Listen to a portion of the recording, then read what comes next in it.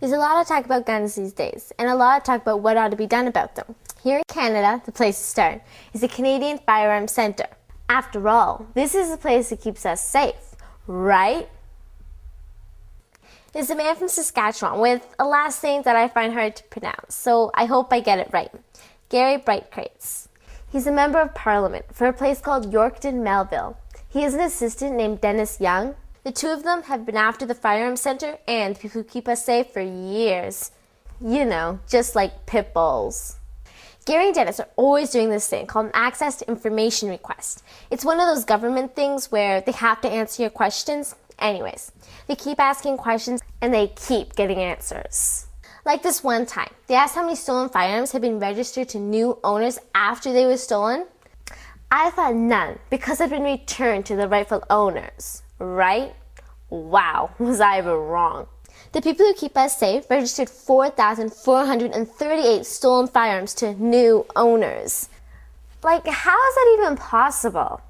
I mean, I can sort of understand how they registered 350 lost guns to new owners, but the stolen ones, I hate to admit it, but it sounds kind of incompetent, doesn't it?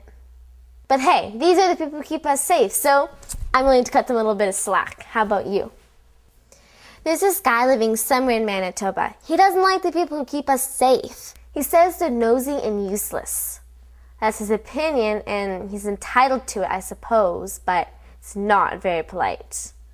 Anyways, he wanted to see just how good the people who keep us safe really were, so he filled out his paperwork and sent it off like a good Canadian. And sure enough, a little while later, he got his registration certificate in the mail.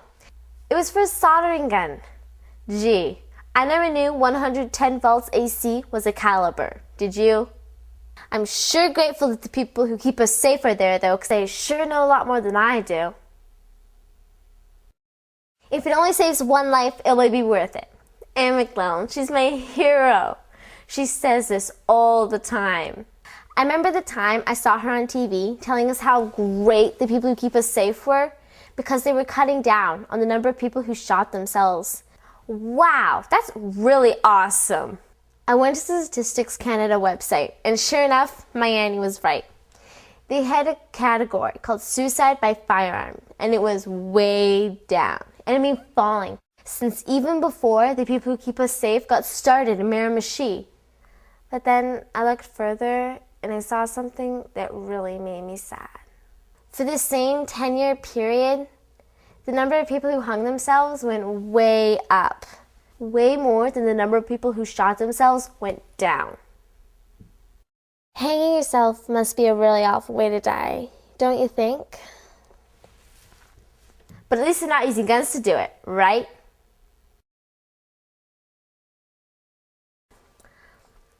My favorite. Which reminds me, there's this boy in Yarmouth, Nova Scotia. That's in that area. His name is Billy. He's in grade 2. He was eating lunch one afternoon at school, and he picked up his chicken finger, pointed at the kid beside him, and he said, "Bang!" It's a darn good thing they suspended him from school for that. Can you imagine pointing a chicken finger at somebody? What was he thinking? I went back and visited those guys in Saskatchewan. You know, the ones who don't like the people who keep us safe. Those two guys have been hassling our friends again. They were all proud of themselves for finding out that from January 2000 to March 2002, the people who keep us safe issued a few licenses with the wrong pictures on them. I mean, it was only 259 of them. After all the work those poor people have to do, there's barely an average of 10 mistaken licenses a month. There's this one that I have a hard time figuring out, though.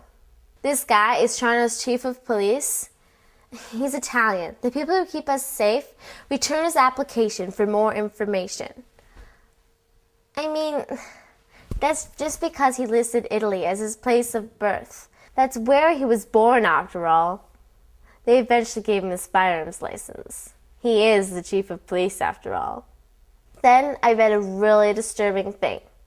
There's this guy out in Newfoundland, Abraham Zarpa. He's got this thing against him. A prohibition order. Yeah, that's it. A prohibition order. That means he can't own guns. His rule at the police station. He asked for his rifle back. I don't understand it, but the police said that they had to give it to him. Can that be right? They said he qualified for the Aboriginal exception, whatever that is. But what happened is, allegedly, he went to this house from the police station and shot a 15-year-old kid with a gun. I thought that people who keep us safe were supposed to stop this sort of thing. Gary and Dennis say the people who keep us safe make all the gun owners tell them when they move. If they don't, they can get sent to jail for 2 years. Which seems a little weird if what Gary and Dennis say is true about those people with those prohibition things against them. Gary and Dennis say that the people who keep us safe don't keep track of them at all.